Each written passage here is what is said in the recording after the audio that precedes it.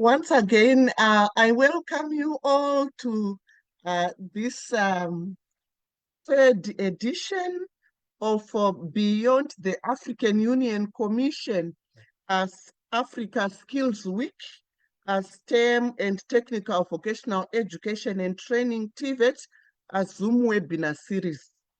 Today, I want to start by giving you a background on how we had this webinar series coming on board. But before I do that, let me just show you this for you to know that you are, of course, in the right event.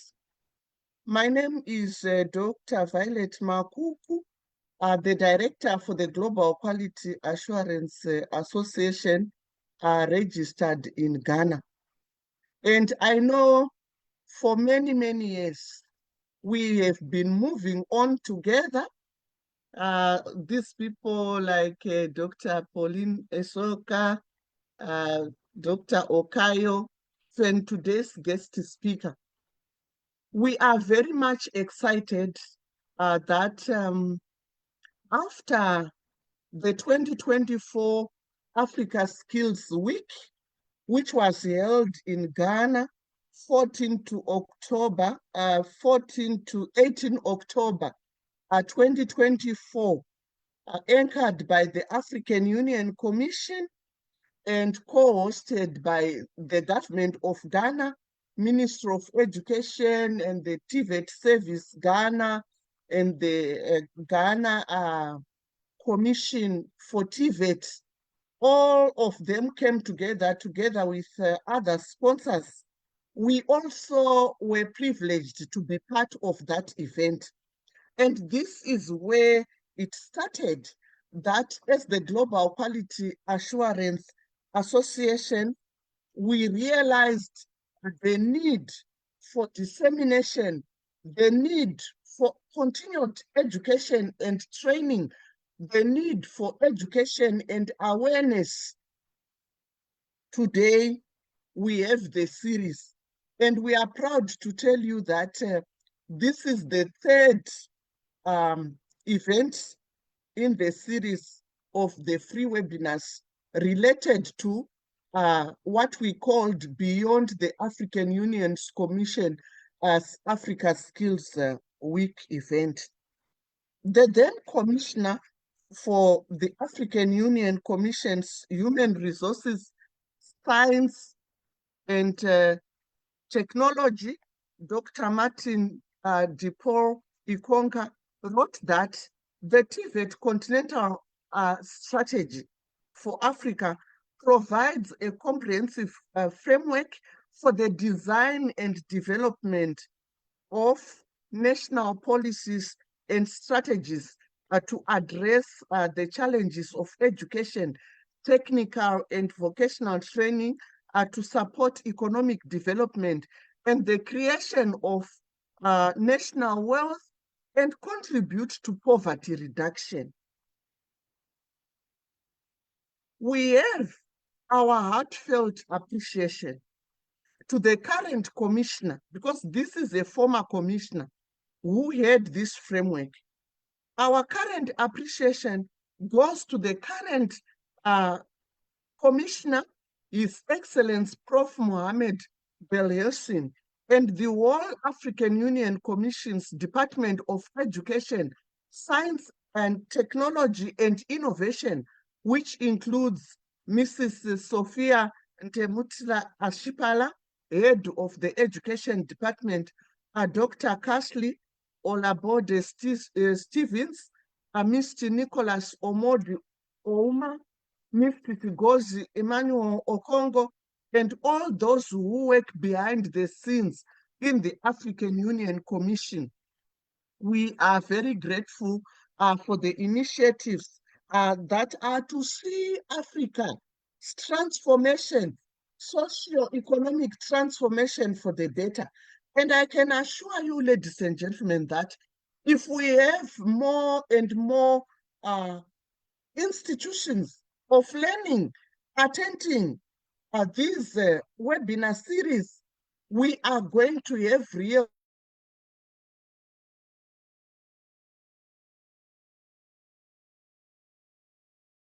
continuously supporting the cause for the dissemination of this initiative and many others, within which we are also contributing to knowledge and skills sharing as we continue to pick on people who know a lot about this sector and who can help us with the development and the sharing of knowledge and skills that can help to develop the African continent.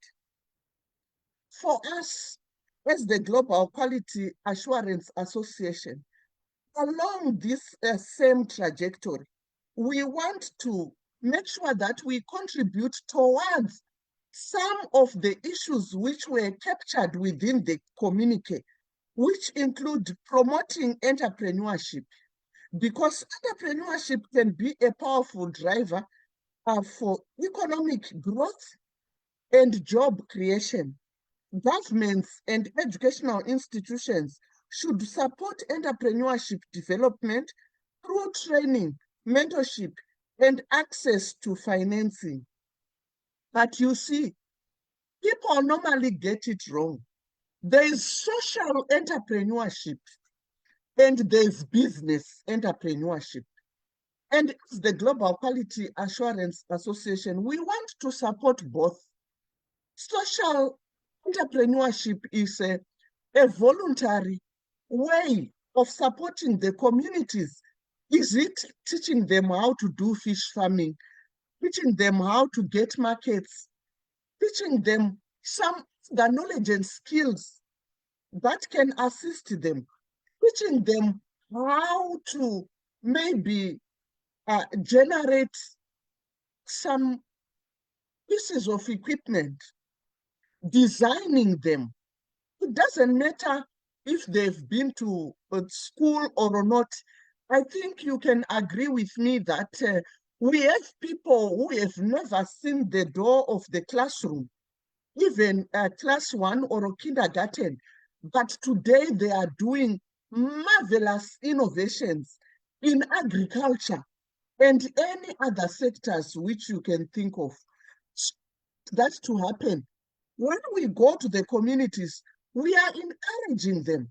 We are supporting them to say, please develop your innovation and we will help you to find the markets.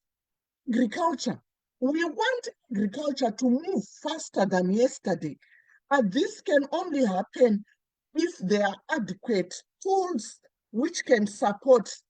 If there is financial support for those who invent those agricultural tools which make work easier and faster, to be supported financially or otherwise.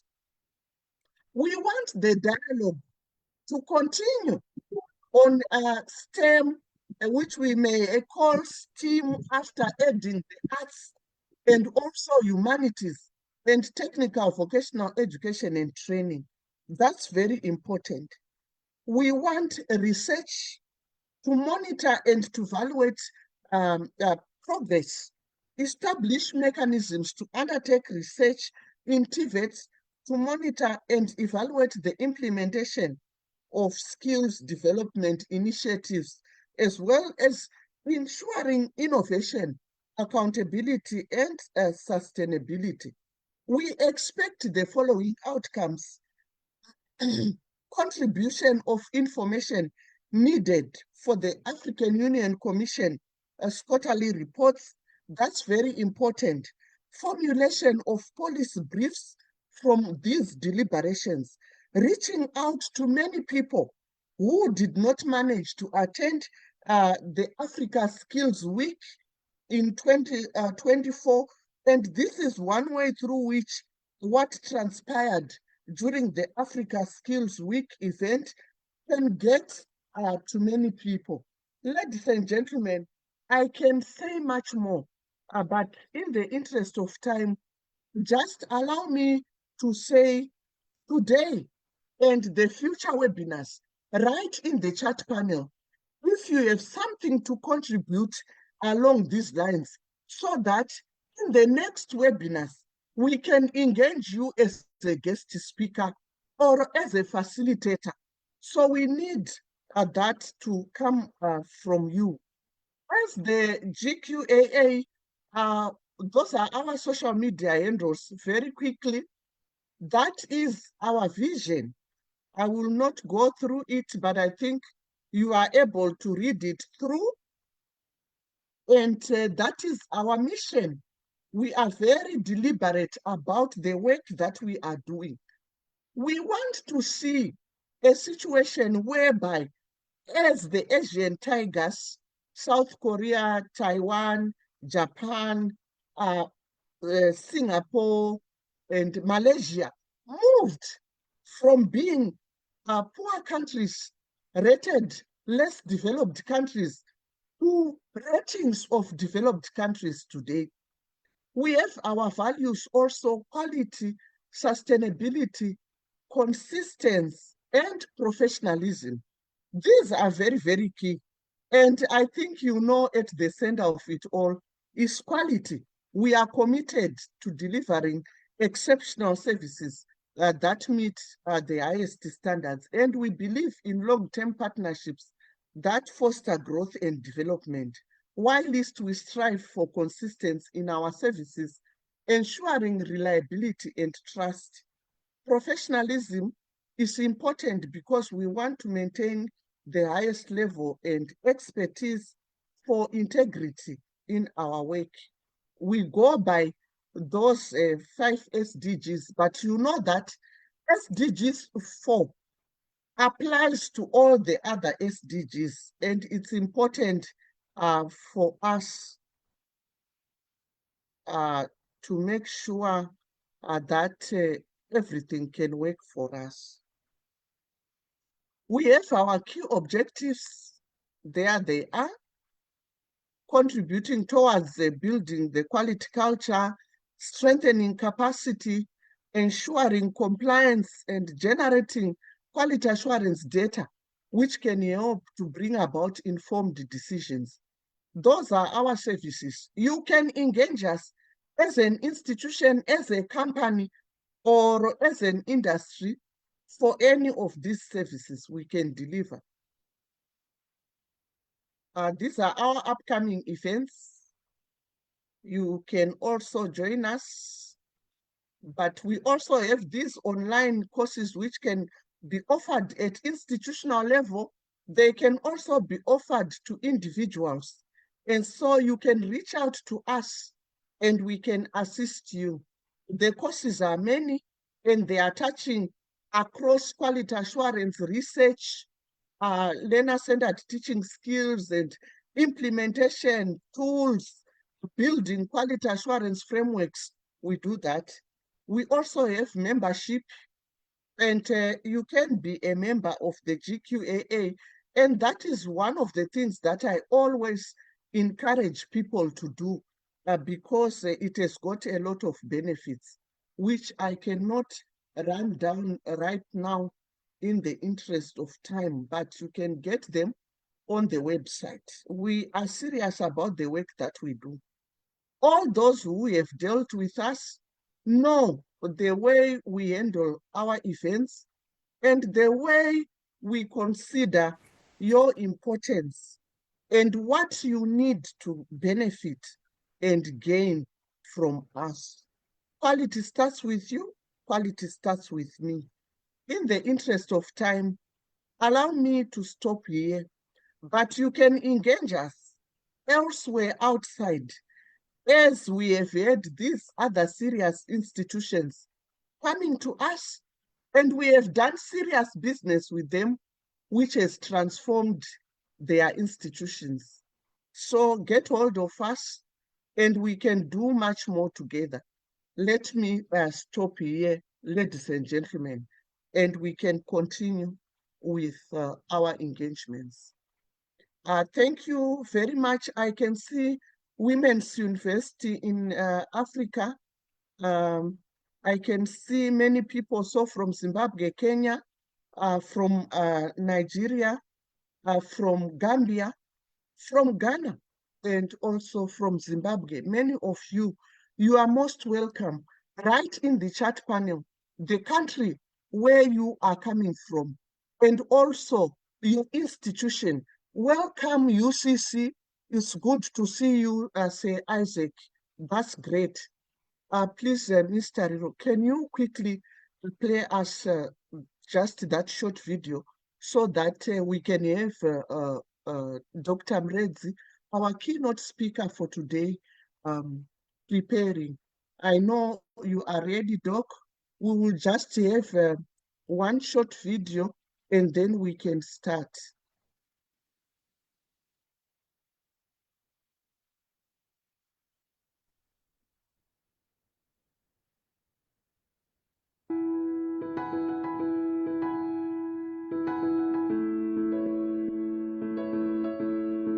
Welcome to Global Quality Assurance Association. At Global Quality Assurance Association, we offer capacity building and training services for companies, government ministries or departments, organizations, institutions, and individuals.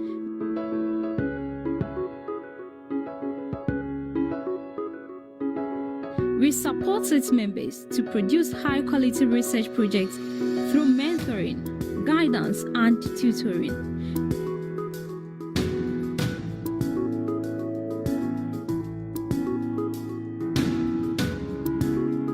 We also offer pieces of advice and career guidance related quality assurance issues.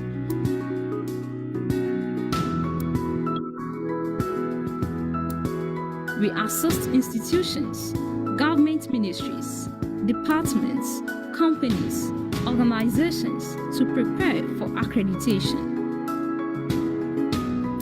We provide support for all sectors to prepare for national, continental, and global rankings.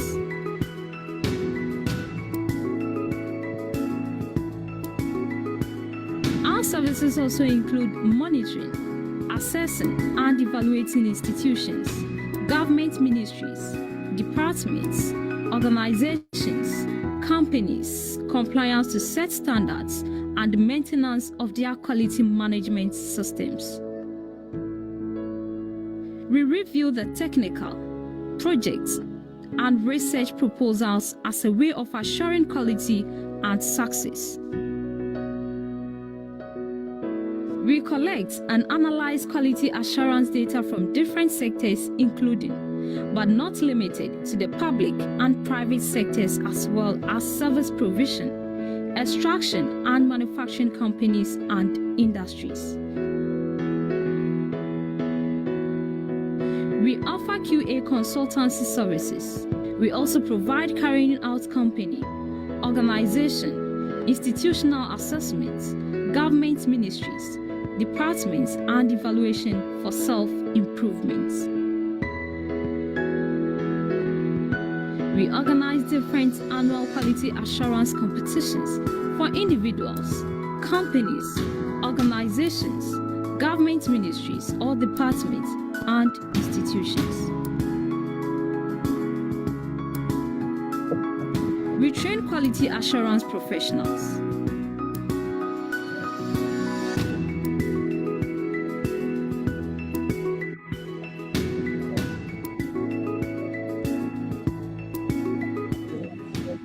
How does that work? It's a lack of understanding. That's why I'm emphasizing for governance. Even governance, they need buy-in. You know, vice chancellors come and go, registrars come and go. You don't be tired as the director of quality assurance. Make an appointment. Go and sit with them. You know, this it's critical. Global Quality Assurance Association, walking the talk. You can visit our website, GQAA.org. Follow us on Facebook and LinkedIn.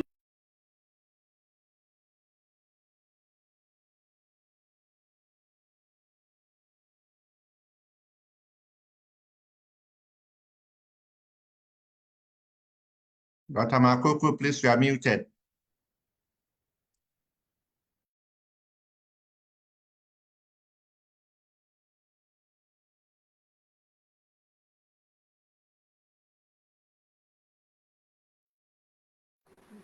Thank you very much, colleagues. We are now going to start our session with our own Dr. Mredzi.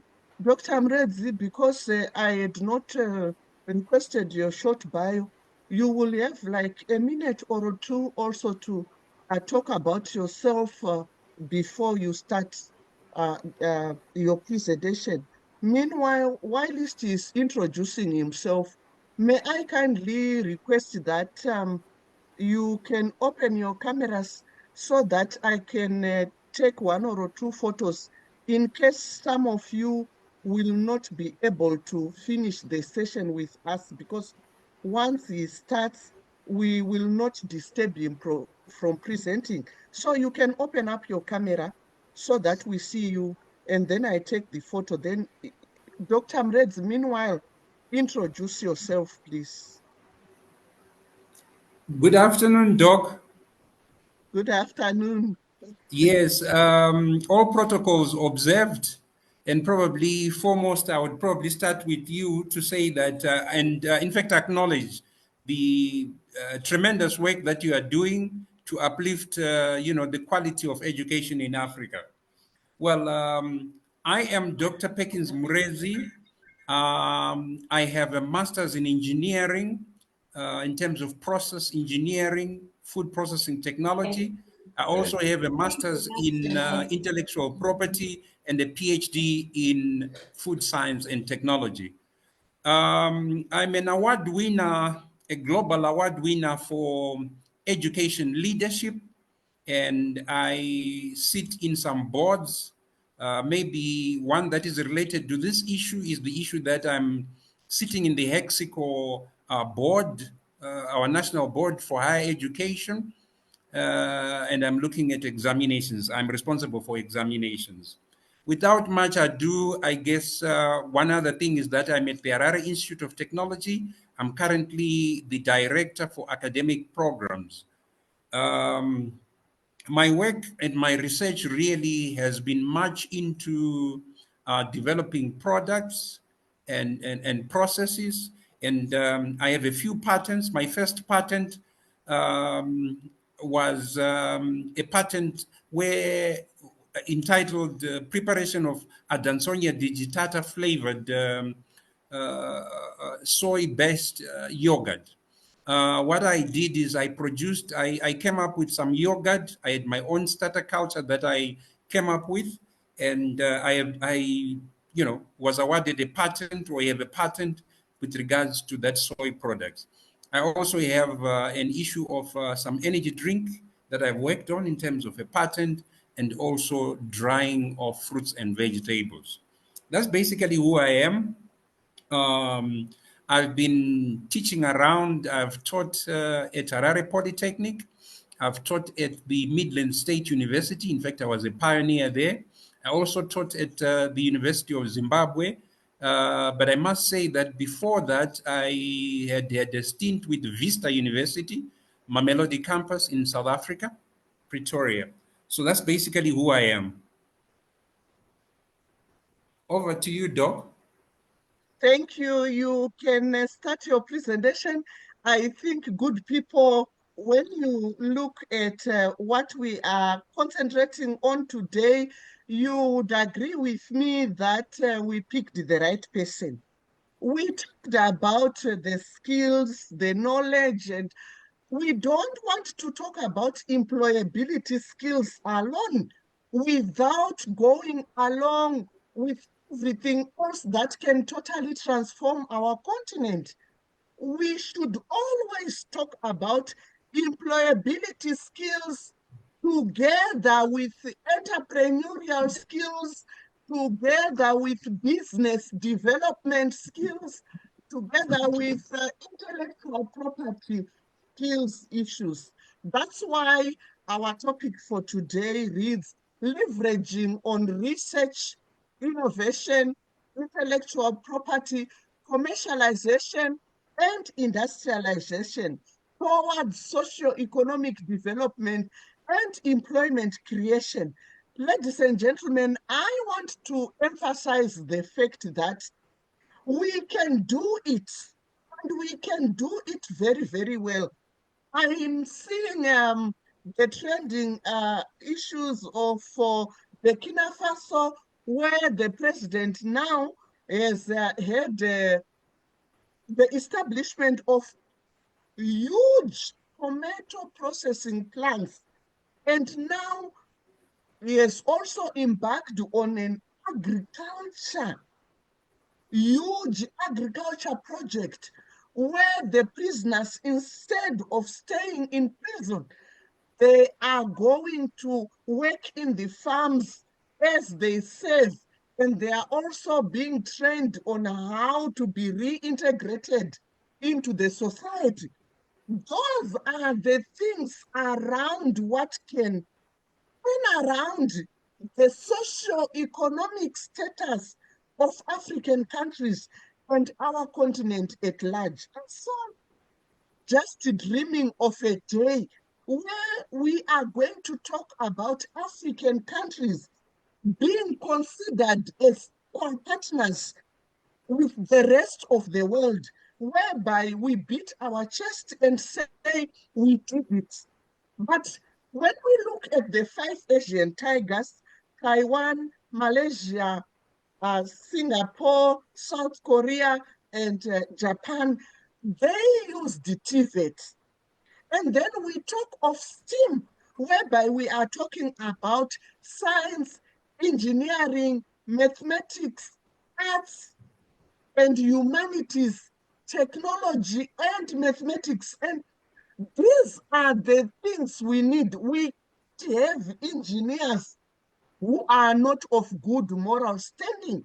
That's why we also need our arts and humanities.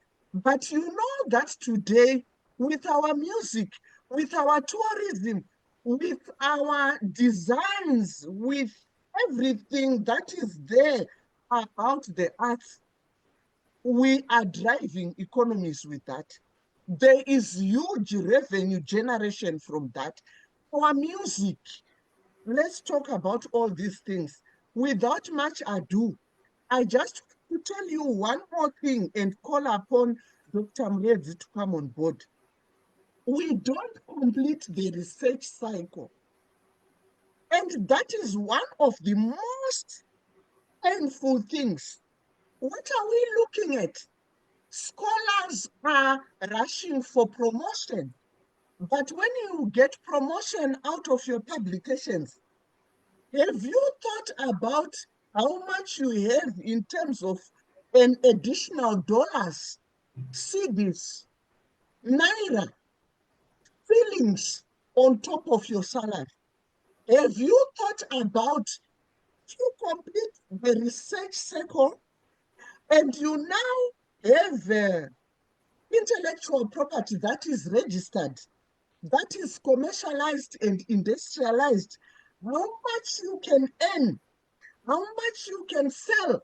I remember one of the most important examples, which I'll never forget, is about a lady who told me that she was approached by a certain organization. They wanted to give her $1 million for the platform that she had developed, or for a software that she developed, and she refused. They were offering a $5 million. How much were they going to get?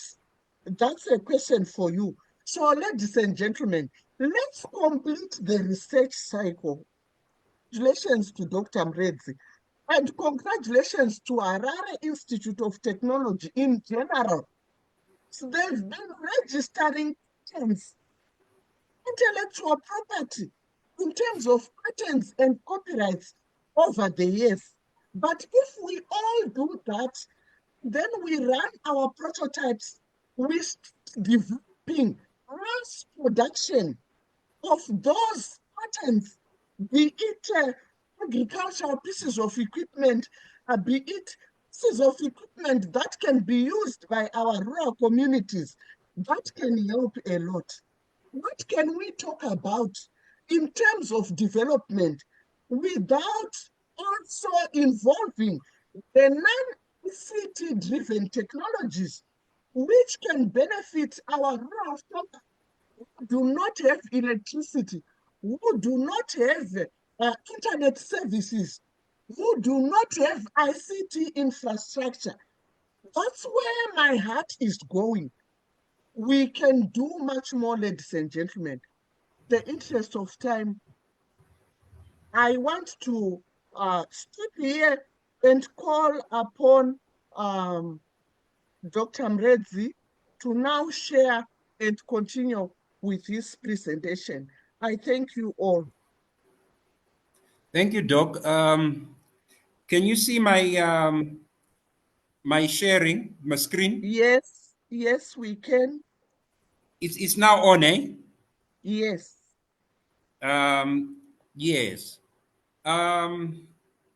So once again, a warm welcome to you all protocols observed. In my presentation, I'm going to have introduction, the role of research in socio-economic development, innovation as a catalyst for economic transformation, intellectual property and knowledge economy. I'll talk about that. Commercialization of research outputs, and I'll also talk about industrialization and employment creation, besides looking also at challenges and policy recommendations. Ladies and gentlemen, this presentation that I'm making will touch on issues of IP, and I foremost would like to say this, that if you don't see any problem with the question that I'm going to give, then you need to listen to this presentation very carefully. And the question that one is given is, all I asked was, can I patent my copyrighted trademark? So ladies and gentlemen, listen carefully.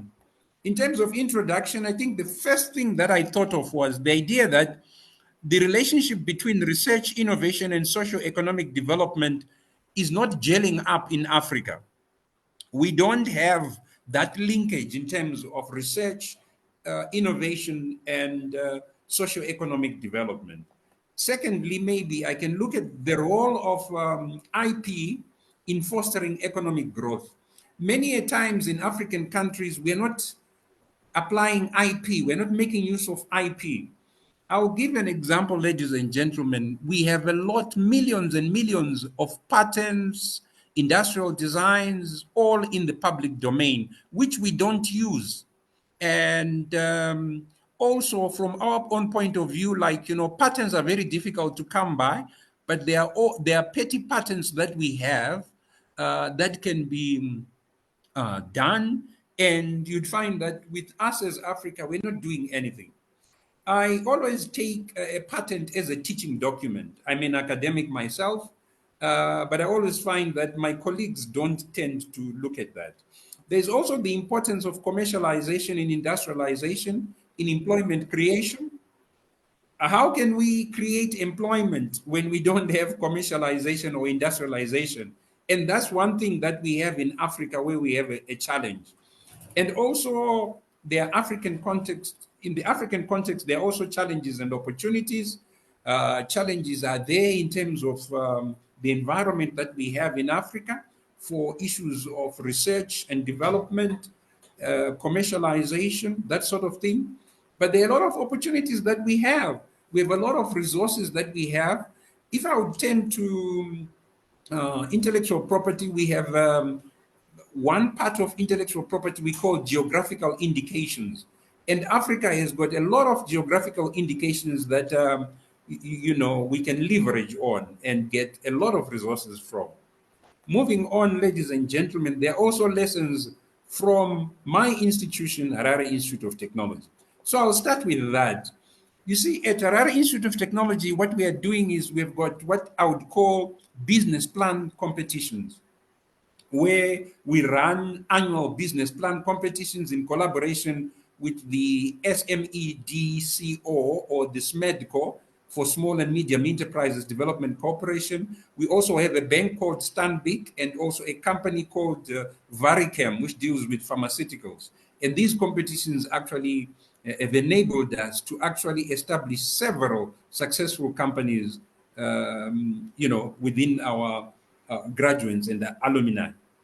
We also have what we call a TTLCC center, Technology Transfer and Licensing and Commercialization Center. And this is helping us much in terms of commercialization of our research, innovations, tech licensing, and also establishment of business ventures. I would also add that we also have an innovation hub. Maybe in the media you have heard a lot about that. The HIT Innovation Hub, was officially opened by our president. It actually supports the growth of startups and technopreneurs through venture mentoring services. We've got also training and financing. Talking about startups, you might ask, what do you have? We have got LabWorks examples. I'm just giving examples. There are others, obviously. LabWorks Business Solutions Private Limited, which is a digital first software solution and digital marketing firm that won the first prize in the 2023 business plan competition. We also have Remplast and we also have Zambezi Arc Technologies. This one is a youth-led social enterprise that is providing sustainable lighting solutions. I know a lot of people would talk about product development, in fact, inquire about product development. This is how it is done. We start with idea generation. We move to market research and analysis. We move to concept development and validation. We have design and prototyping. We also have development and engineering, testing and quality assurance, and we can actually launch a product. Moving on, many people would ask, but what is innovation? Because a lot of people talk about innovation, but they don't know what innovation is really all about. Well, if I would define innovation, I would say it is the process of translating ideas or inventions into goods and services that create value and for which customers will pay. Let me add that there are types of innovation. We have what we call product innovation, we have process innovation, and we also have business model innovation. What is the importance of innovation? Well, innovation matters because we talk about competitive advantage, we talk about growth, we talk about customer satisfaction, we talk about efficiency, and we also talk about sustainability. Maybe to look at the process itself, there is idea generation, like I said, there is research and development, there is prototyping. A lot of people ask me about prototyping, and there is testing, there's obviously implementation, there is evaluation at the end. Let me point out that Africa needs to create a culture of innovation. And Sorry, you might be asking, Doc, we yes. need the previous slide. You ran it too fast. Can we have it again? Okay. This one? Is it this one, Doc? Hello? Are you hearing me, Doc? Yes. Is that the slide? Yes, yes. Thank you. So in terms of the process, like I said, there is idea generation, there is research and development, there is prototyping, there is testing, there is implementation, and lastly, there is evaluation. Doc, I hope you got that. Yes. Then I was saying that in Africa, we need to look at creating a culture of innovation. And ladies and gentlemen, a lot of people will be saying, but when you talk about innovation in Africa, what are the key elements? I would list leadership. We need strong visionary leadership that supports innovation. If you are in any establishment, you are in any entity, please take note that you need to have a strong visionary leader that supports innovation. You also need to look at collaboration where you encourage teamwork and cross-functional collaboration. You also need to look at risk-taking. These things you need to also look at risk. where you are fostering an environment where taking calculated risks is actually acceptable. You also need the resources, allocating resources for research and development, and you also need continuous learning, where you are promoting ongoing education and professional education. Ladies and gentlemen, they are key stakeholders in innovation on the African continent. I can probably first talk about startups and enterprises, plenty of them in many countries, where you have innovators creating solutions for local and global challenges, especially in the fintech, agri-tech, and also health tech and renewable energy. Another key stakeholder, I would say, you talk about investors and venture capitalists, you talk about government and policymakers, you talk about universities and research institutions. These are, in my own opinion, universities and research institutions in Africa are not really playing the role that they should play. Or in fact, we're not there. I think we're struggling in terms of those issues, because I'm talking about centers for knowledge generation, that is technology transfer and incubation of new ideas. Talking about this, my institution, we run with the mission that we want to have technology development, technology incubation, technology commercialization, and finally, technology transfer. We also have incubators and accelerators. You can talk of African countries. There are a lot of programs that are actually there that do that. Sorry. Programs that actually provide mentorship. You have programs that provide funding and networking opportunities for startups. Ladies and gentlemen, you might also be looking at enablers. What are the enablers for innovation? You have digital transformation, you have youthful population. Africa has got a youthful population, I think you know that. We've got growing startup ecosystem. This is actually happening in many of these African countries, developing African countries. Public-private partnerships, what we call our PPPs, and also funding and investment growth. Now, one thing is, as Dr. Makuku said earlier, we want to be able to look at employment creation. And when we talk about employment creation, how do we get to create employment? Many of the institutions that I see in Africa are actually into education and training. You hear them talk about TVET training, you hear them talk about CBET training, and so forth and so forth. But the issue is, when you have your graduates, are they going out there to seek employment or to create employment? Are they able to create enterprises? Let me then say that when we talk about research and innovation, you find that universities and research institutions actually play a critical role in developing new technologies and solutions tailored to Africa's needs. And that's where we get our employment. And you have investments in R&D that actually fosters innovation-driven enterprises. I talked about IP. In fact, I'll talk about it and emphasize on it.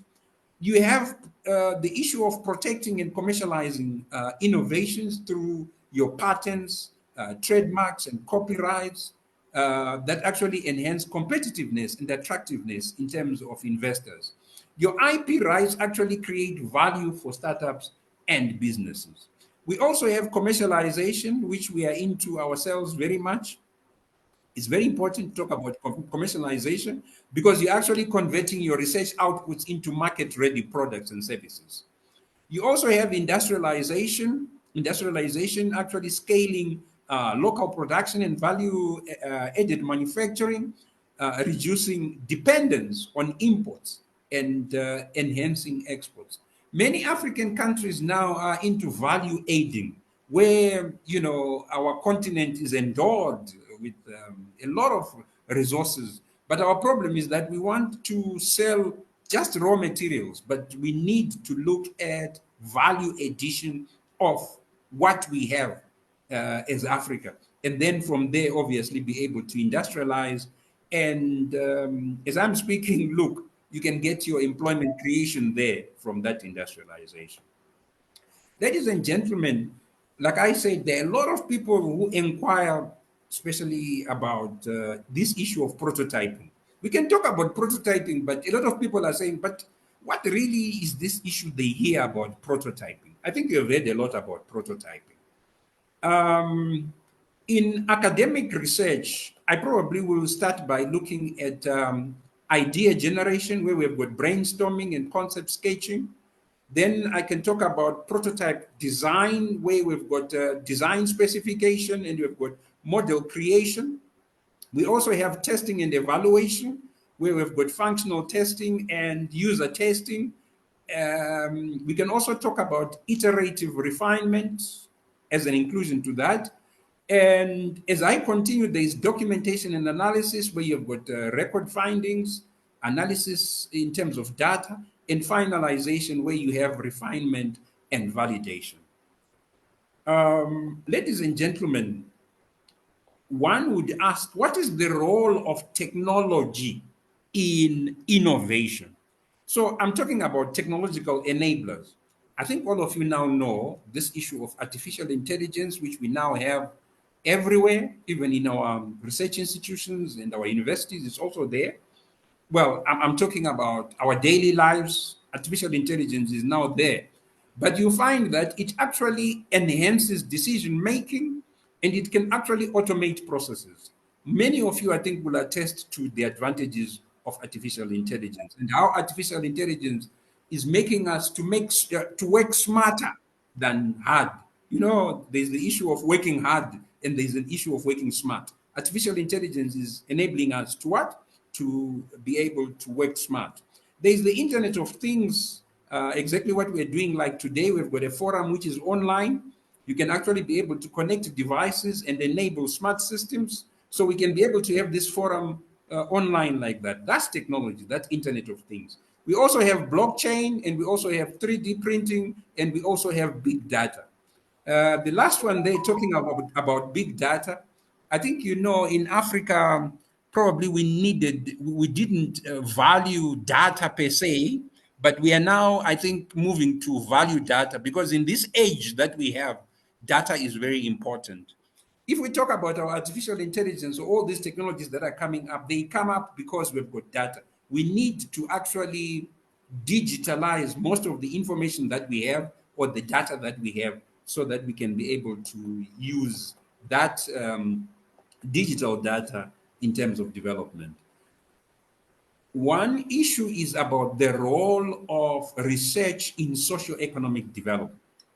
Ladies and gentlemen, research is a systematic investigation aimed at discovering new knowledge, solving problems, and advancing existing understanding in various fields. I must add that research actually plays a vital role in shaping policy development and driving economic growth by providing data-driven insights and evidence-based recommendations. This is a given, and this is what we have in terms of that. But you might also ask, what is the role as we go on in terms of Africa? We've got case studies from Africa where we've got research-driven initiatives that have played a crucial role in economic progress across the continent. I'll give examples. Drought issue, the development of drought-resistant maize varieties in Kenya.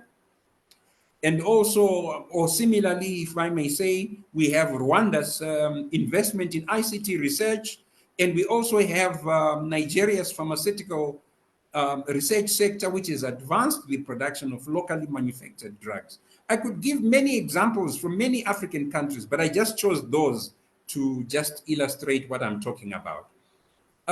Innovation can be a catalyst for economic transformation. That's very true.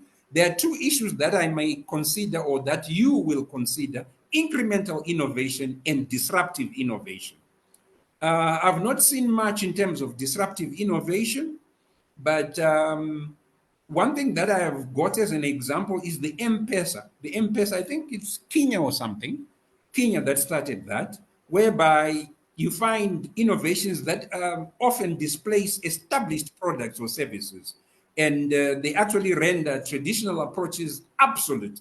You see, in Kenya there, you find that we had mobile money services driven by this M-Pesa, which revolutionized financial transactions and banking for the unbanked population. And actually, we also have other issues like nowadays, I think in Africa, you have a lot of these renewable energy solutions, things like your solar and so forth, which are now abundant and applicable.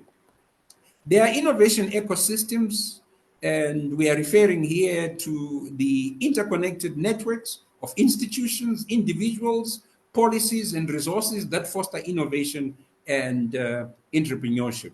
Ladies and gentlemen, in Africa, you actually have innovation hubs. I'll give examples like in Kenya, they've got that iHub. In Nigeria, they've got the Co-Creation Hub. And in South Africa, I can pinpoint the Silicon Cape. In Zimbabwe, also, like I said, we have our own at HIT. We also have with other 5 universities in Zimbabwe. But I can mention many countries in Africa that now have these hubs. And that's the way to go anyway when it comes to innovation. There are recent developments that I probably wanted to just bring out, that Africa has actually witnessed significant advancement. You can talk of your fintech, agriculture, and renewable energy driving economic growth and employment creation. Like I said, I talked about M-Pesa in Kenya, and I can also talk of Flutterwave in Nigeria. These have actually revolutionized digital payments. Uh, you know, they are enabling financial inclusion. And we also have cross-border transactions that are also enabled. In agriculture, we have precision farming technologies and mobile-based advisory services that are enhancing productivity and sustainability. As seen, like you have in Ghana, there is Ghana's Agro Center, and we have Zimbabwe. Zimbabwe has got what they're calling Eco Farmer. And meanwhile, we have renewable energy solutions, such as off-grid solar solutions by companies like M-Copper, that are providing, affordable and sustainable electricity to rural communities, our rural communities. The other day, I was talking to some of my colleagues, academics, and I was saying, guys, Africa has some issues. One issue is if you go to our rural areas, there is no electricity, right? So you find that we're using wood for cooking. Would we have a solution for that? Some technology that we can come up with. The other time also, the second issue is the issue of lighting at night. In the urban areas, you've got your lighting, from electricity. But in your rural areas, I was looking at it in terms of your solar technologies and also other technologies that like the LED technology. It's actually one that can be used in our rural areas. And also, I think we have issue of energy where, like I said earlier, you find our people getting wood and they're burning wood to get heat and energy and to actually cook. We need to have those solutions. Without much ado, let me continue talking about intellectual property. I would say that intellectual property is primarily divided into 2 areas: industrial property and copyright and related rights. If I look at industrial property, you find that's where you have your patents, that's where you have your industrial designs, your trademarks, your geographical indications, that sort of thing. So you'd find that industrial property actually includes,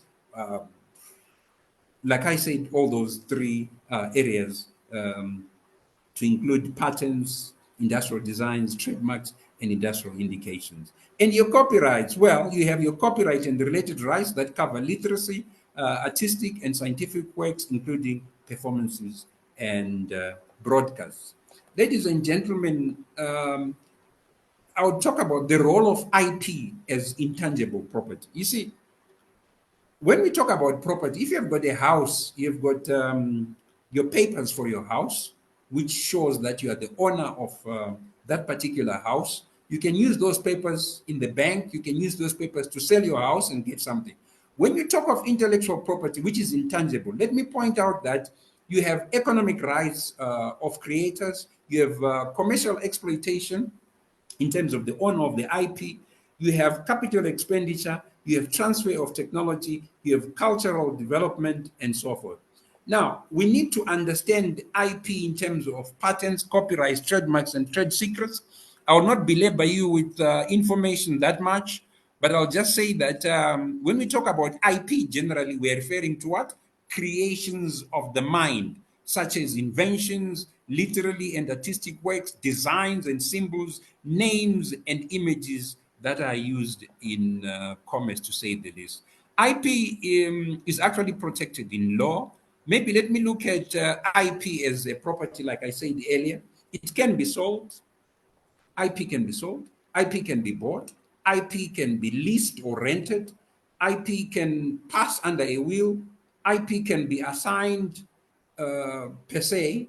And maybe there are terminologies that you will hear. You will hear terminologies like ownership, you will hear terminologies like license, you will hear of exclusive licenses, and you also hear of non-exclusive licenses. I will not belabor you with explanations per se, as I've put that in my slide. You can see what that basically means. And then main IP concepts that we have, I think a lot of people will talk about patents and a lot of people will talk about copyrights. And I've just indicated the purpose. For instance, patents, their purpose is really to protect inventions or discoveries. And for copyrights, their purpose is actually to protect original works of ownership. Let me just emphasize or point out that when you talk of copyrights, with academics or with other people who are entrepreneurs, we now have an issue of copyrights pertaining to developed software, for instance, or software packages or applications. They ideally are not done proprietarily as licensed or as patents, but as copyrights. And when it comes to duration, they usually last a lifetime in terms of whoever comes up with that. And if it's an author in terms of a book, you're talking of plus 70 years. We also have the issue of trademarks. I think you've heard this quite a lot. A lot of people, you have heard this quite a lot. I will not belabor you with explaining there, but the purpose is for trademarks is really to protect words, for instance, phrases, symbols or designs, identifying the source of goods or services. And in terms of trade secrets, I know a lot of people will talk about Coca-Cola. We're talking about protecting confidential business information that provides a competitive edge. Ladies and gentlemen, it's not just about Coca-Cola. There are other trade secrets that are now available that have been protected secretly, like that as trade secrets. Let me then come up to the role of IP protection in fostering research and innovation. You see, when we talk about research and innovation, you'll find that IP actually encourages investment. IP also promotes knowledge sharing. It also provides competitive advantage, and it also facilitates collaboration. Maybe let me look at the African IP landscape to say what are the challenges there and what are the opportunities for economic growth. The challenges that we have in Africa is that, fragmented legal frameworks. I'm saying that Africa actually lacks a unified IP system. Ladies and gentlemen, some of you know that we have two organizations. We have ARIPO and we have OAPI. ARIPO is catering for what? For English-speaking countries, and OAPI is catering for French-speaking countries. Actually, we have ARIPO headquartered in Harare, Zimbabwe, and OAPI is up there in West Africa. So you have those legal frameworks, and you also have awareness and resources. You have enforcement. You have cultural nuances. I will not belabor you with many issues there. But if I talk about opportunities, you find that in Africa, there is an opportunity in terms of economic growth. Any country that you pick in Africa, if you talk about IP, you talk about IP protection that can actually drive economic growth by encouraging investment in innovation and technology. The other day I was laughing and I was saying, you have crafts. Africans love crafts. Well, in Southern Africa and in my country, Zimbabwe, we've got crafts. And so you've got basket weavers, you've got all those sort of things, you've got tie and dye, those sort of things. But you know what? You rarely hear of IP protection of those crafts. And those crafts, anyway, they are there for tourists, but there's a lot that can be done in terms of export and creating markets for our crafts. So there are opportunities. There's an opportunity in terms of collaboration, opportunity in terms of policy changes, and also anti-counterfeiting measures, where you have got countries like Kenya that are actually taking steps to combat counterfeiting by requiring the registration of IP rights for imported goods. I think it's not only Kenya, it's actually happening in many other countries. Commercialization of research outputs. Foremost, I'll talk about translating research into marketable products and services. That is ongoing, but we're not doing much. As research institutions, as universities, we should be able to have what I would call technology centers, centers that are able to translate research and development outputs into marketable products. Secondly, I may talk about the role of universities and research institutions in technology transfer. I've given you an example of Harare Institute of Technology, where we have a TTLC office that is doing exactly that. We also have African success stories, where you've got what I would call university spin-offs and industry partnerships. And ladies and gentlemen, talking about university spin-offs, I've got a few examples. You know, the Wits University, Witwatersrand in South Africa, is a good example. The Chimologong Digital Innovation Precinct, which is in South Africa, is another example. And I have another example of the University of Nairobi in Kenya. That's also an example. This one, in terms of Kenya, the university has actually successfully spun off several companies in the fields of agriculture and biotechnology. I can also have other examples of spin-offs from other African countries, but ladies and gentlemen, I just chose those. We also have industry partnerships. I can talk about the MTN Group and Huawei, the Olam Group and African Development Bank, Total Energies and Africa 50 Fund. Those are examples of industrial partnerships. And talking about industrialization and employment creation, there is industrialization as a driver of economic development. I think you are aware of that. We have countries like Nigeria, we have countries like Angola that have got a lot of resources in terms of petroleum resources. Um, some would say we are talking of what? Of fuel issues, to say the least. But I'm trying to say here, in terms of their economies have got lineages in terms of these petroleum products.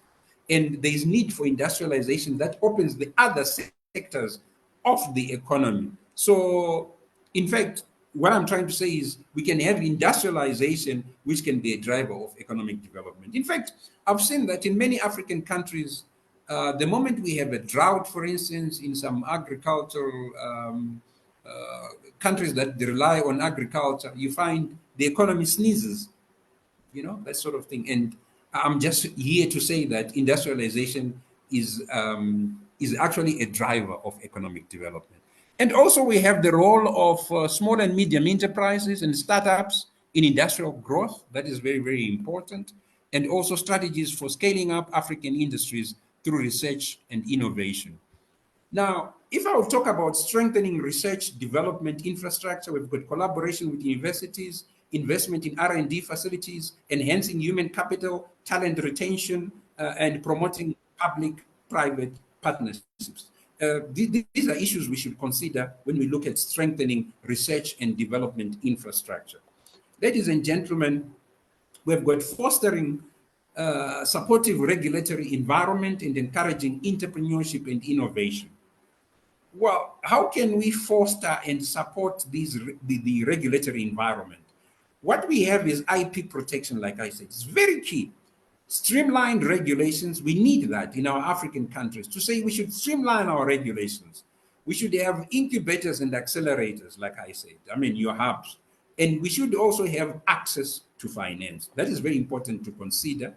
Ladies and gentlemen, I hope I'm doing well with time, but let me then talk about digital platforms.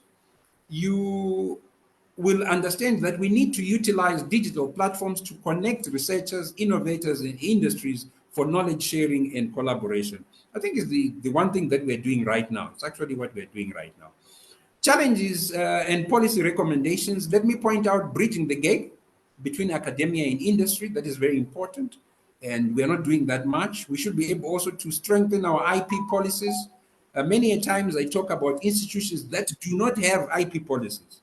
I'm saying that if you get back to your institution, please look at it in terms of saying, does your institution actually have an IP policy? Because if you have an IP policy, it will guide you in how you can be able to apply IP. You can do your IP audits, you can develop your IP, and be able to make use of your IP. And there are also issues of enforcement, like I would probably mention, enforcement mechanisms. If you refer to WIPO, guidelines like the 2021 ones that I referred to, you'll find that that is all laid out. Encouraging public-private partnerships for innovation and industrial growth, and also promoting skills development and entrepreneurship in Africa. In conclusion, ladies and gentlemen, I've got a call to action. My call to action is to strengthen research, innovation, and IP for sustainable socio-economic development. And I must emphasize that there is need for a collaborative approach between governments, academia, and industry. And when we look at Africa, I think we can go very far in terms of that. Thank you. Thank you, Doc.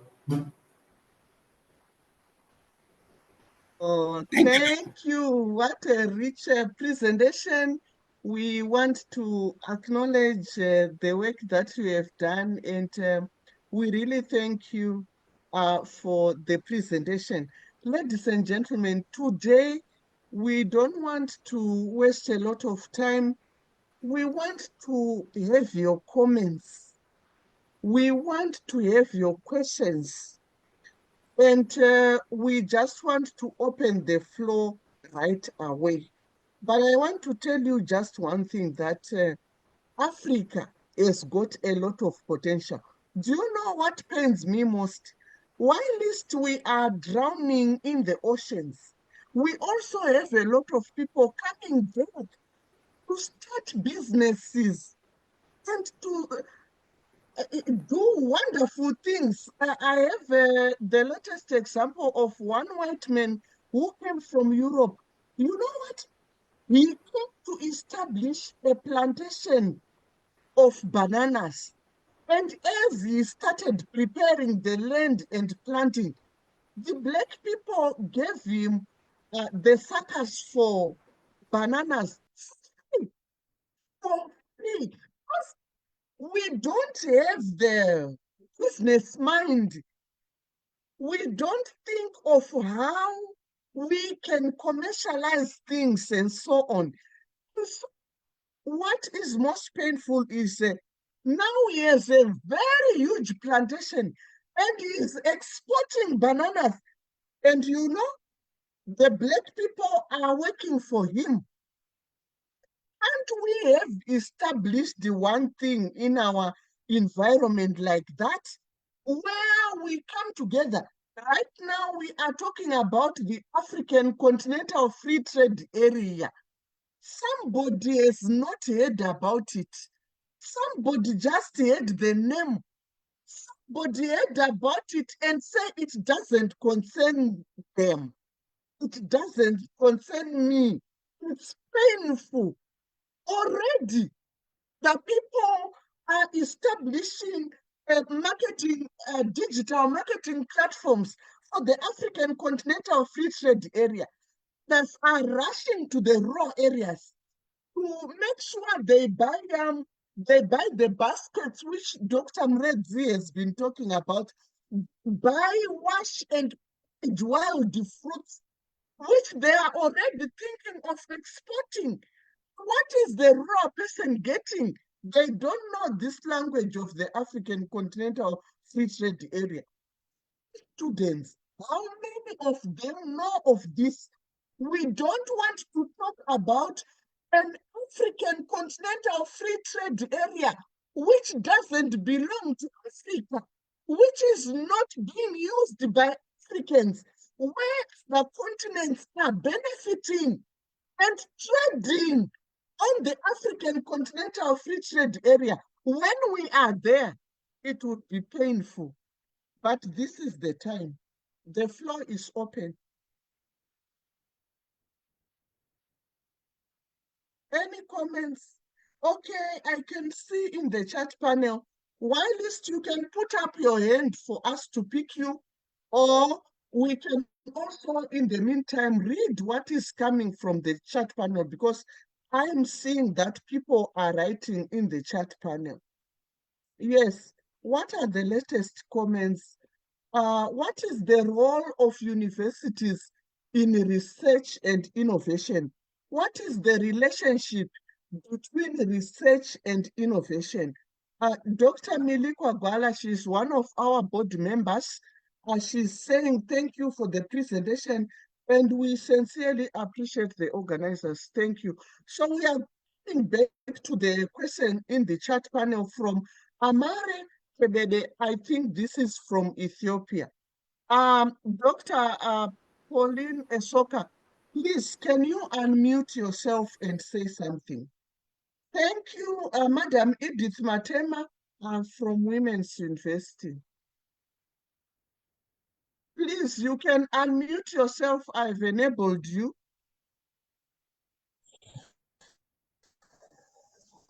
Okay. Greetings to everyone. Thank you very much for the presentation. Thank you for acknowledging me, Dr. Makuku.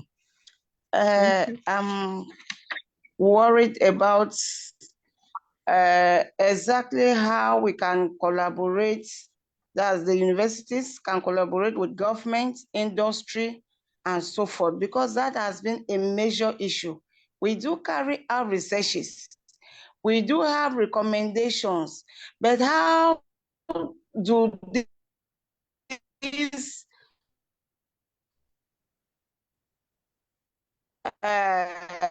research ideas reach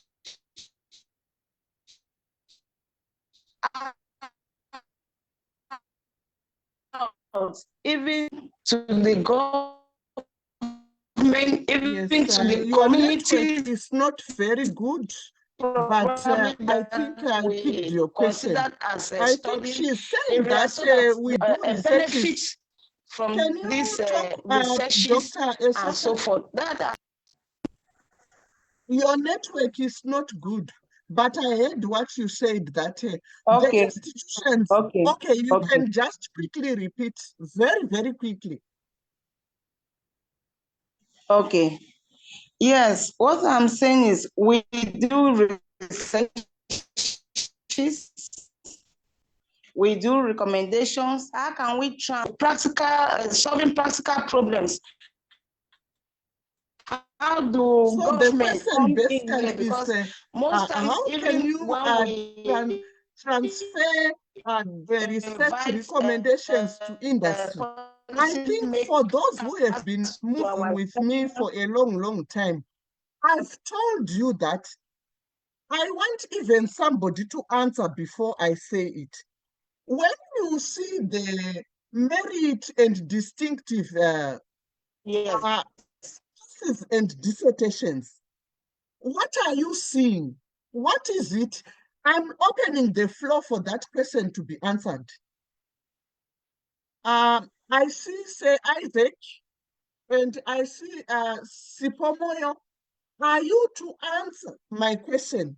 I want a person who is going to respond to me that when you walk into the dusty shelves of libraries and these storerooms, where you are seeing distinctive and merit theses and dissertations, what are you seeing? You can unmute yourself if you think you have the answer. What are you seeing? It's just one word.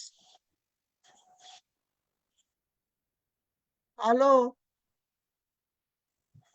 Yes, you can unmute yourself for Sipo. Yes. Which country? Or you said, Madam Sipo, is Gwanda State University. Welcome. Thank you.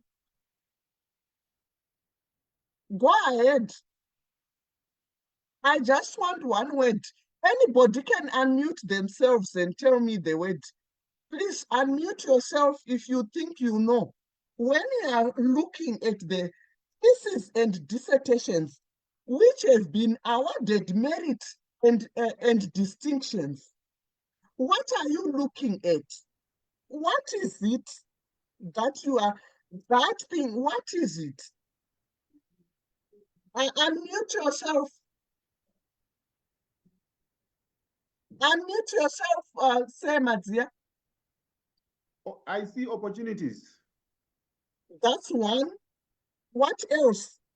Because that opportunities lead to exactly what I want somebody to say. What are you looking at? One word is closed by saying opportunities, but I want something very direct. Innovation is new knowledge that should lead into innovation. Again, you are, let's go to that thing which I want. It's one thing. Monetize it. Very good. Who said that? Sitarashe Matema. I'm Matema of Congratulations. Congratulations. It's money. You looking at money, nothing else but money. If we follow what Dr. Mredzi has said, he has said that from the research and innovation with products and services, those products and services can be commercialized and they can be sold, they can be bought, they can be lived. Ladies and gentlemen, can we please step up? I always also give the example of Durban University of Technology, that as universities, you should take the initiative. There's a blame game between universities and industry that you give us half-baked graduates, you do this and that. Work to the industry with your students who have done researches that are relevant.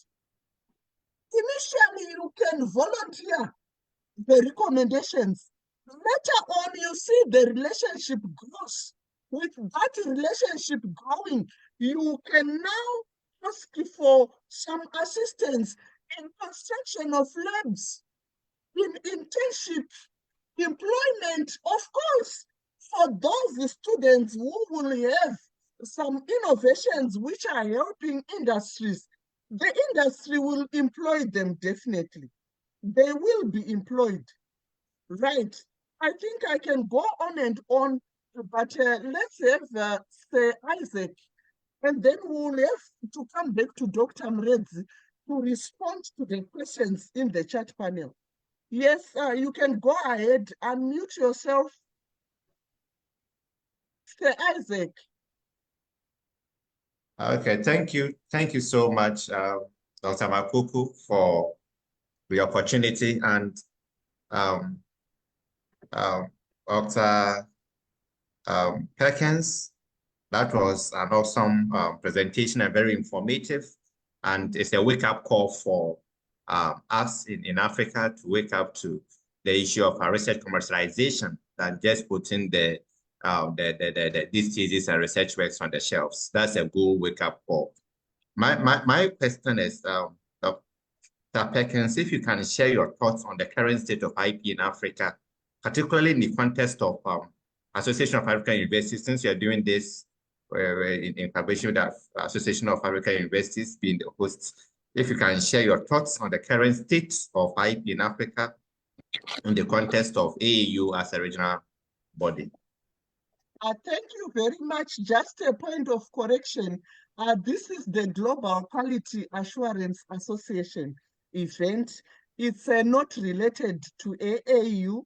I was once in AAU as a diplomat for an African Union project, 2016 to December 2022, after which we now have the Global Quality Assurance Association. Its operations and everything are independent from the association of African universities. Just a point of correction. Thank you. That's fine. Dr. Mredzi? Okay. Dr. Yes, Doc. Mredzi, Sorry. go Yes, Doc, I ahead. can hear you. First, yes. Start the response and I'll also respond after you.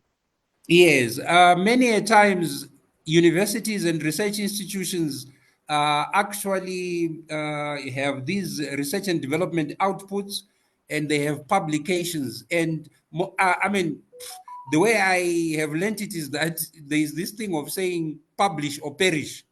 But actually, I'm here to tell you it's now publish or patent. In fact, patent or perish. If you don't patent, you perish. You see, we talk of publish. I mean, publish or perish. We are saying now patent or perish. What I'm trying to say here is that we've got these repositories sometimes coming up.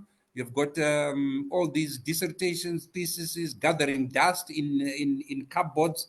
What we need are repositories that are alive. With the technologies that we have nowadays, we can actually have marketing of all these ideas, these solutions that are coming up, these research and development outputs that are coming out from our work. And so our efforts should be in such a way that we should be able to publicize the solutions that we have come up with, the results of our research and development, and probably use IP to be able to do that. No one will be able to get those solutions without paying something if you go through IP. That's probably how I would put it. A lot of questions here have to do with how we can actually use and cooperate in terms of research and development. And that's my answer for you. Thank you, Doc. Actually, remember when I also started, I'm grateful you repeated it. He said that, you see, people are rushing for publications in order to be promoted. Then I asked, how much additional CDs, how much additional dollars would you get for promotion as opposed to if you were to complete the research? People don't complete the research cycle, whereby you identify a problem, you investigate, you now put it into a publication.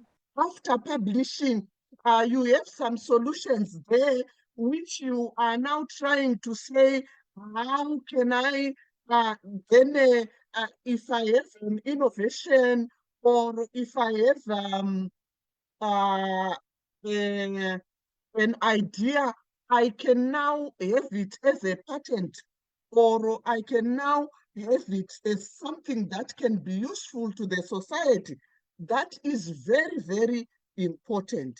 So now, look at what Doc is telling you. We really need to move towards a culture, a new culture of patenting, a new culture of commercialization of our products so that we can start benefiting from it. Doc, can you read in the chat panel from Kebede? There's a person called Kebede who is actually asked another question there. And then we have Sipomoy who will come to you after Kebede's responses are made. Dr. Mredzi?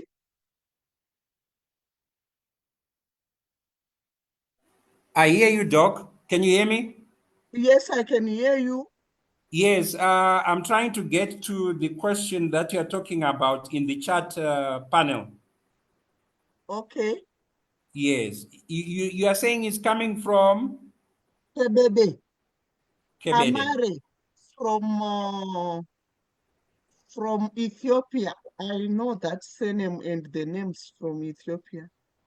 Sorry to cut this short and to shorten the time. Can you tell me what it's all about? Sorry. Okay, so let me quickly go to it.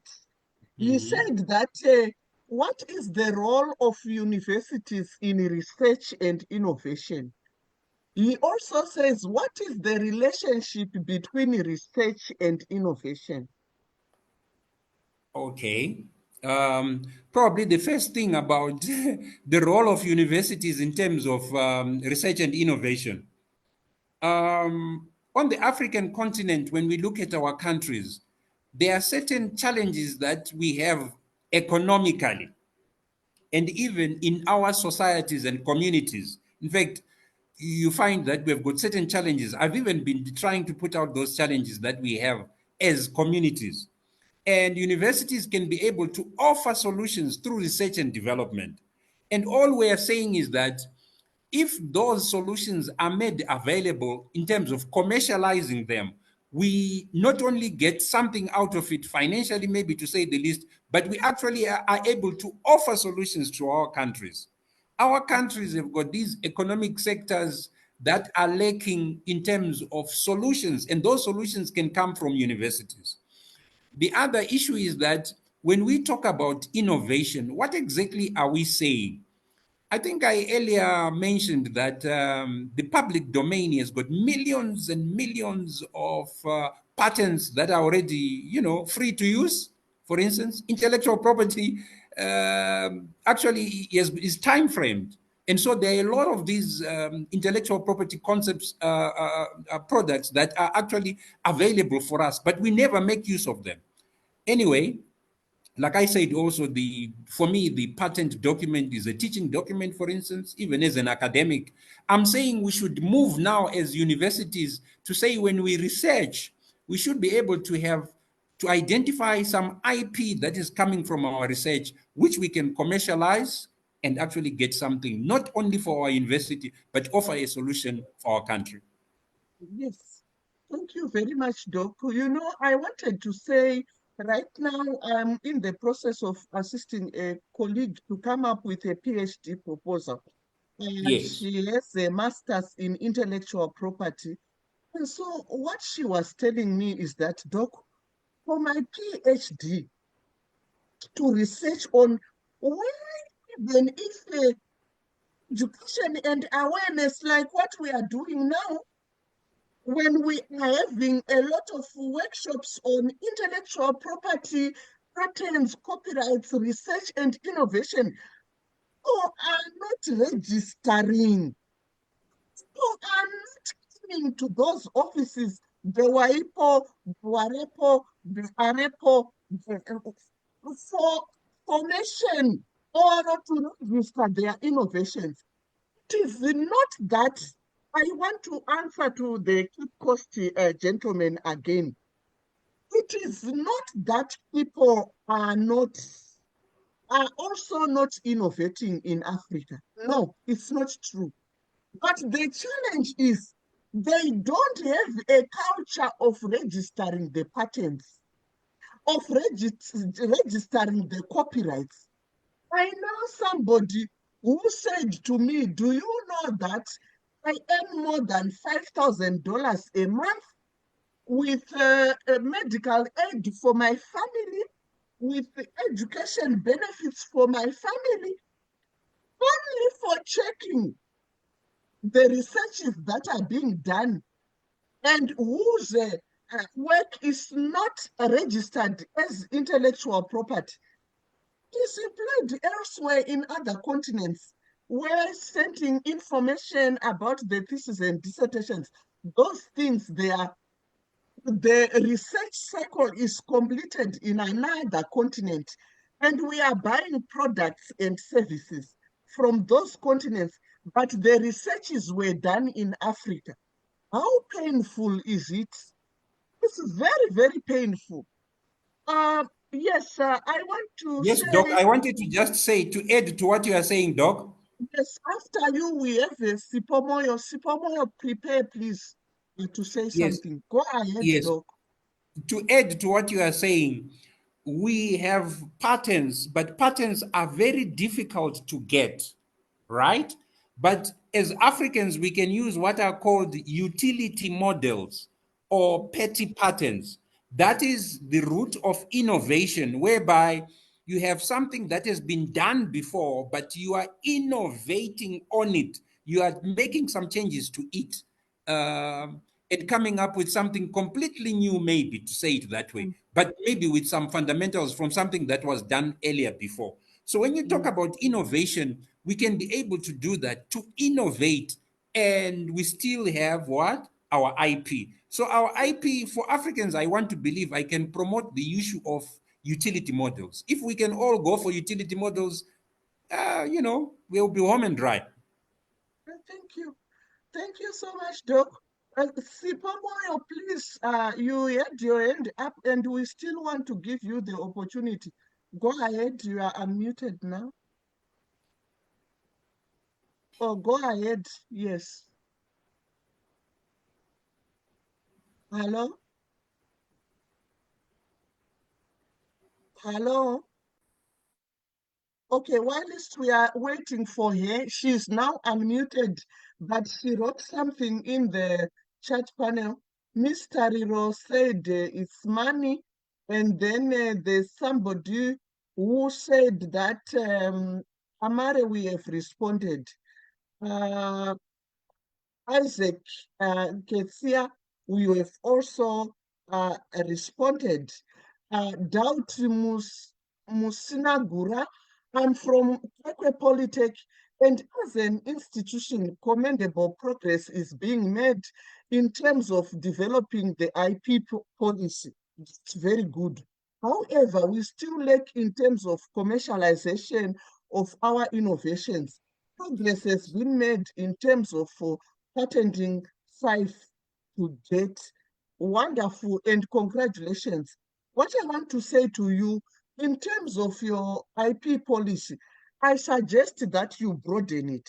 It should be maybe research, innovation, commercialization, and IP, and also beneficiation.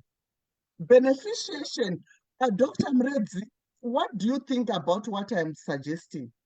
Because when we now have students, lecturers, and other staff, and the university together to make sure that there's a research endeavor taking place, there's innovation taking place, and then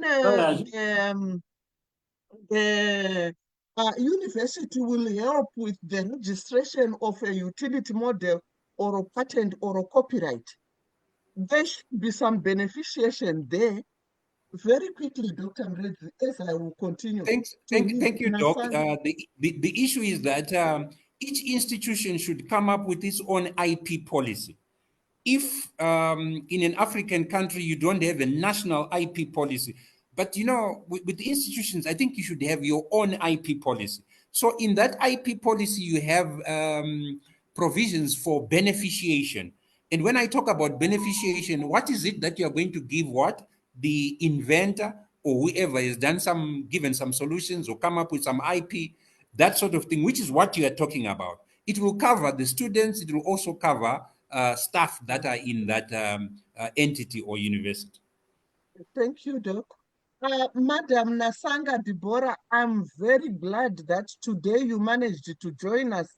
Remember, we once did a workshop individual with you and Prof. Chere from Chinoy University. Thank you, Doc. Powerful presentation.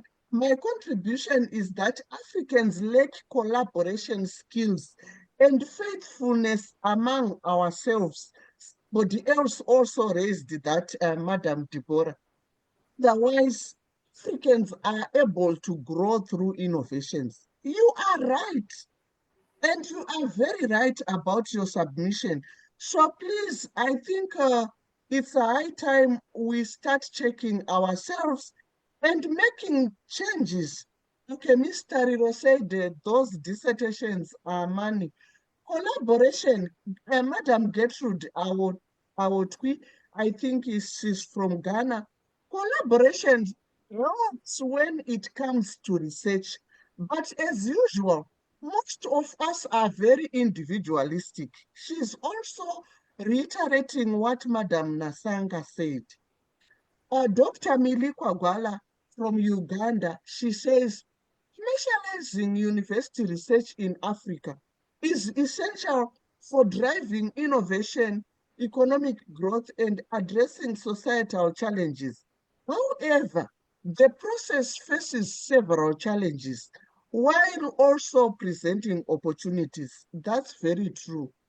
Madam Sipomoyo from Gwanda University, she's saying that the challenge is university publish for academic purposes. And that's true.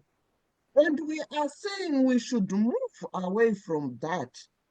Dr. Millie came back again to say challenges in commercializing research, weak industry academia linkages, limited intellectual property, infrastructure, funding constraints, bureaucratic bottlenecks. Yes, but now that we know the challenges, we need to work around them so that we can accomplish.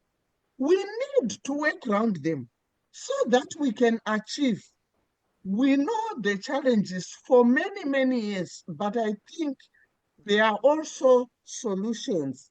Let's look for the solutions and not continue to eliminate the challenges. Amare says thank you. Sipo from again Gwanda State University.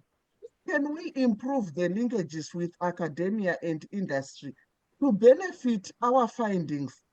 Otherwise, our work is just for academic purposes. You are right, madam.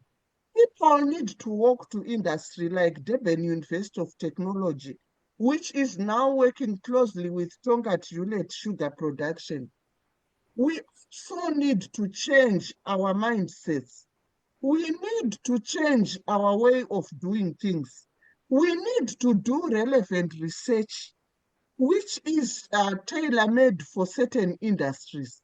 And then we walk to those industries with the solutions. Once the industry sees that we are relevant and we are helping them to solve the day-to-day challenges that they face, they will support us. They will invest in our institutions. They will pay for whatever we want as input for our research and innovation endeavors. Dr. Siposhongwe is from Eswatini, University of Eswatini. He says the publish or perish drive in most universities in developing countries need to change as a criteria for promotion. I once said it in 2008, I said it. When I became a director of quality assurance, I also proposed that because if we attach it to promotion, it will quickly work and change things. Emphasis should now be on researches to be moved from shelves to practical implementation. You are very, very right. And Dr. Millie came back again to say key strategies for commercialization, establishing technology transfer offices, strengthening industry partnerships, government support and policy frameworks, as well as building entrepreneurial ecosystems. Thank you for summarizing also what Dr. Muredzi said. Ladies and gentlemen, I want to thank you for this wonderful and highly interactive session. I don't know if anybody has their last words. I also want to thank Dr. Muredzi for such an insightful presentation. We want to welcome you to our next session, and we will be in touch with you as we have new people here who may continue to join us, which is very good. Welcome, Ms. Masunda. We have Franklin, we have Daud, we have Engineer Mohammed Fachisiri. I welcome you, a special welcome. Tongesai Mpofu, Bukola Oebade, I think it must be Nigeria, Joseph Sua, Jafet, and the usual. We have Dr. Kimeli, thank you, Doc, Michael, Simbarashe, Dumsile, and everybody else who has joined us today. I was looking at Julius Leju, some of the people who may be new to our programs. Isaac Nketsia from University of Cape Coast, thank you. Victoria, Alice Omariba, thank you also for joining us today. Gertrude, I thank you. Sunday, Elizabeth Mensah, these are fellow Ghanaians. And we have, I think, Doubt I've mentioned you, and the people who are always with us all the time. Let's now open up our cameras and take the last photos, because there are other people who then joined after we had taken earlier photos. Madam Sipo, very good. I'm sorry you couldn't say something, but I unmuted you. I wanted to hear your voice. Madam Matema, Dr. Esoka, Dr. Muredzi, we want to thank you for such a presentation. Say, Michael, I hope I mentioned you. Say, Simbarashe Matema, which institution? Say, Boishoko, all the way from Botswana. Let's open up our cameras and have our photo. Say, Simbarashe, are you also from Women's University? From Pekka Hello? Polytechnic. I am from Pekka From Polytechnic.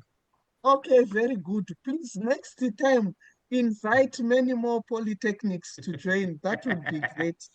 Okay, I so will do let's so.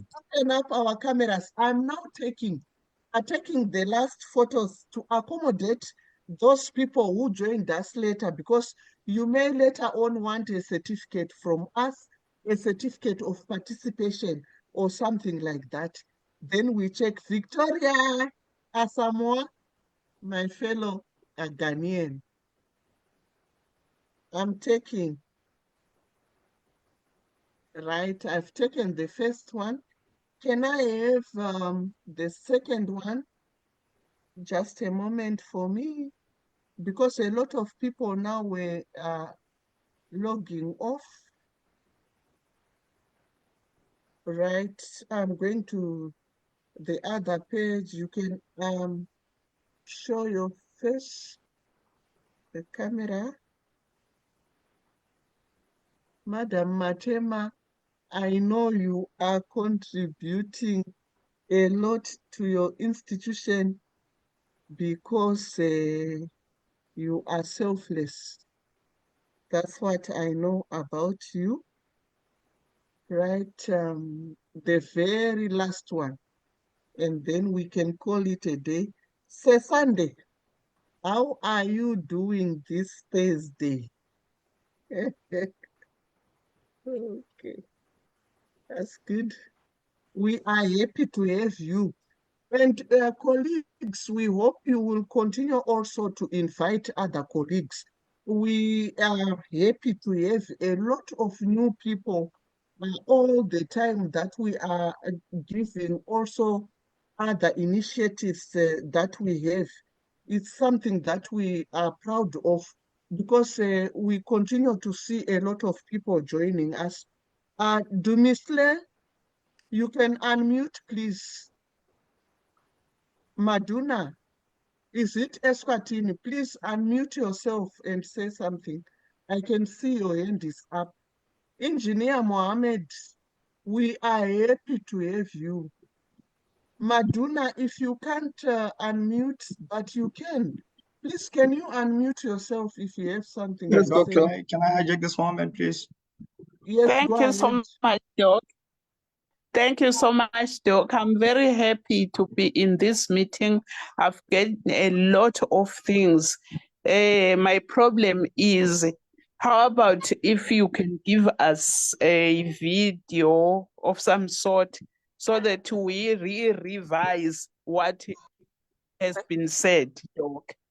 Okay, so we'll communicate to you on that, because when you registered again, your email address is there.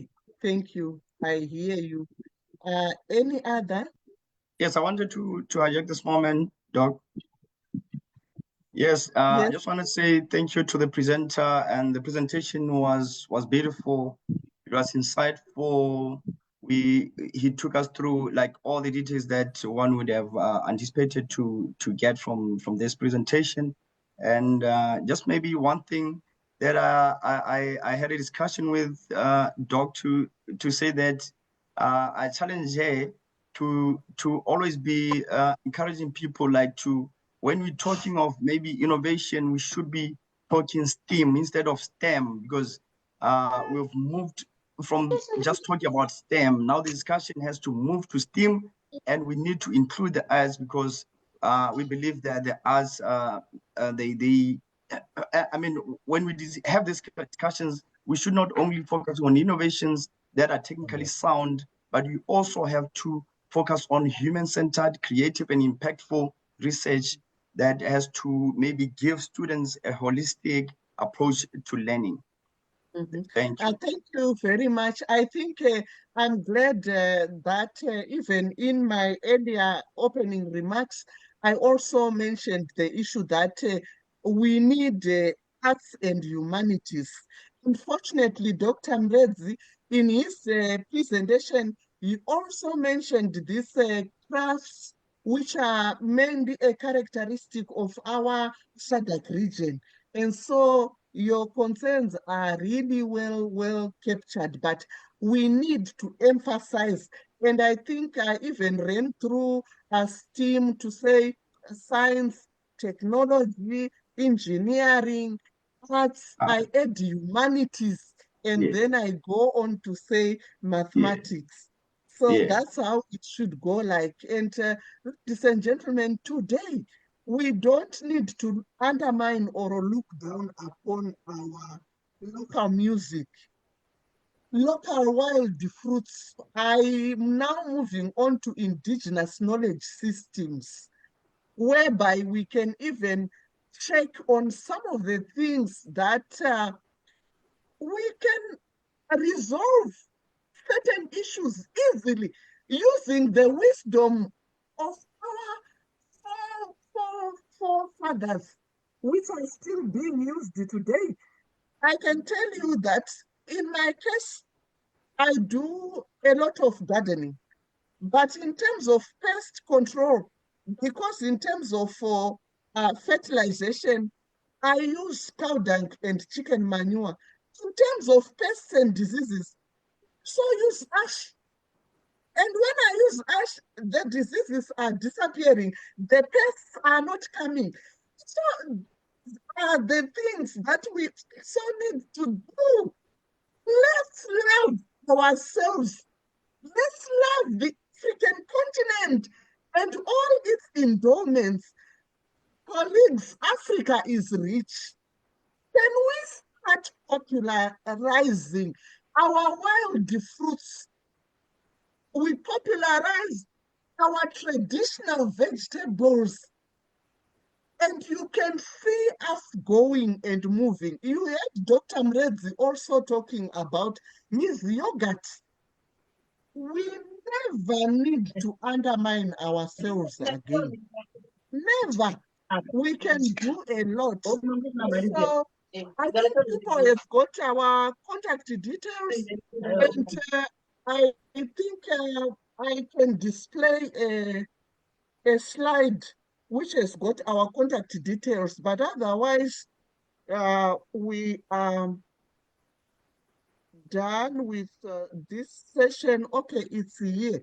Let me just quickly share with you, because I can see a lot of people, it seems they've joined us today who have not been with us before.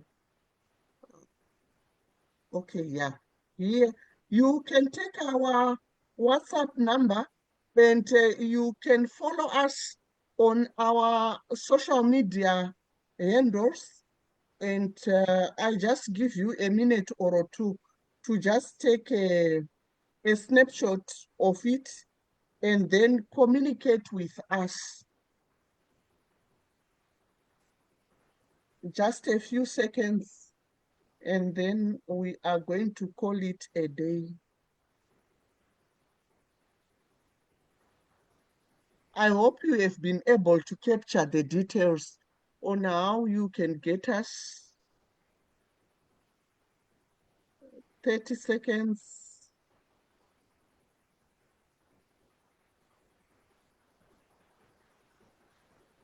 Right, so we are fully registered in Ghana with the Ghana Registrar General of Companies. We are also registered with the Ministry of Gender, Children and Social Protection because our quality assurance is twofold: capacity building, education awareness, but we also support the schools. Ladies and gentlemen, bye-bye. Bye-bye. Dr. Mredzi, bye-bye. Bye-bye, Doc. Pauline, Thank you, Doc. Michael, Thank you, Doc. bye-bye. Thank you to you all. Bye-bye. Martina, bye-bye. Bye-bye, bye-bye, bye-bye. Meet you in the next session. We will inform Bye-bye. you. Bye-bye. Bye-bye. We now have your email addresses. You can also No problem. WhatsApp us. How can we join? Okay. Yes, you can write.